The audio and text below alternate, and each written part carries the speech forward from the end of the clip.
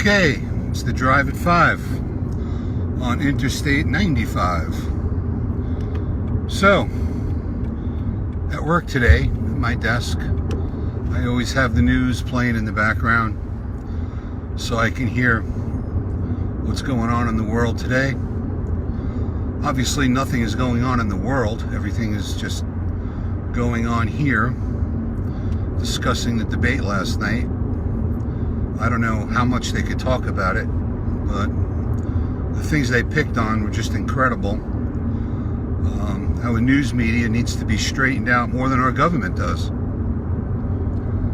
I've heard everything from the way that he was breathing last night, little sound clips of him breathing through his nose. Did anybody ever think and listen very carefully to his voice last night that it sounded like maybe he had a little bit of a cold and he could have been having a tough time breathing? But anyway, it doesn't matter. They can do what they want with that. It's the substance that counts, which they really didn't talk about. They just picked on Hillary, they picked on Donald, depending on what news program you listen to. But just unbelievable what the media can do. They're actually running the election. I don't think any of the campaigns really need to spend any money whatsoever. They're getting enough advertisement just by running for president. I mean, a good example, Donald probably got $1 billion worth of media coverage for his campaign even before he was nominated. And Hillary, between her scandals, lies, theft, God knows what else she does, it's just incredible, the coverage that these people get. But although Donald hardly spends any money and he's using a lot of his own, Hillary, on the other hand, is spending hundreds of millions of dollars. I can't wait till they hit Florida with all the negative commercials against Donald, where on his part he only has a few, but most of his are true. The ones that she puts out for Donald, I don't know. I don't think any of it's true.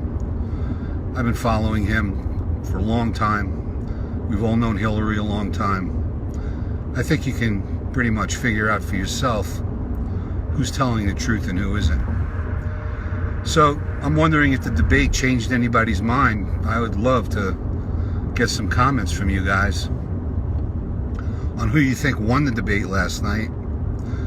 The way I think about it, the way Donald acted, I thought he was very cordial. He could have said a lot of bad things. I'm glad he didn't.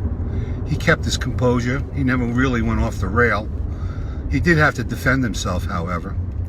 And she was just obviously looking to get under his skin. And I think she did. But again, he kept his composure. He kept his professionalism. He got through it. He was presidential. He could sit in that Oval Office, no problem. But, you know, I'll leave it up to you guys. I'd love to hear some comments. The other thing is the news again today.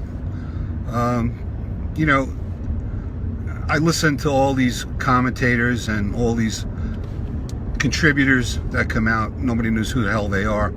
They work for magazines, newspapers, talk radio shows. They all have their opinions, and that's just what they are, their opinions. Just like mine is. I'm sure you have your own as well. But regardless of that, because it was the first debate, you got to remember Donald has never done this before.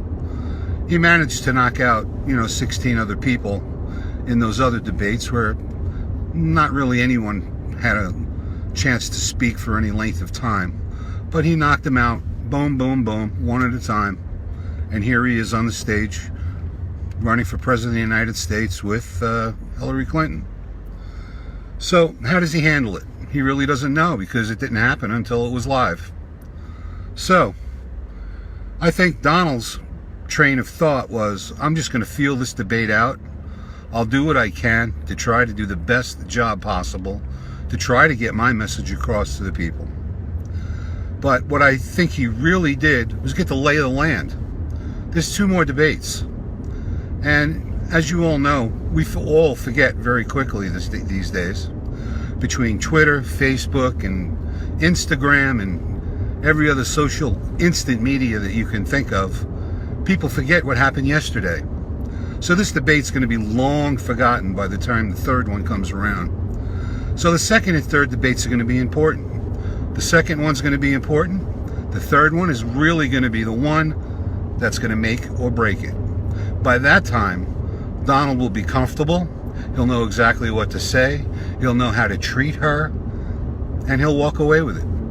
Again, just my opinion. You have yours. So, I obviously think that he was just feeling it out, seeing what she was going to say, because, frankly, in the second debate, all Hillary's going to do is repeat herself again and again and again. She's practiced for 4 days, locked up in a hotel room, locked up in her house, going over this debate line by line. Little cards with little sentences on it that she had to remember. Remember when we were kids, we had little flashcards that our parents and our teachers used to show us, and we had to memorize them? This is what she did for 4 days. 4 days. She had to lock herself up.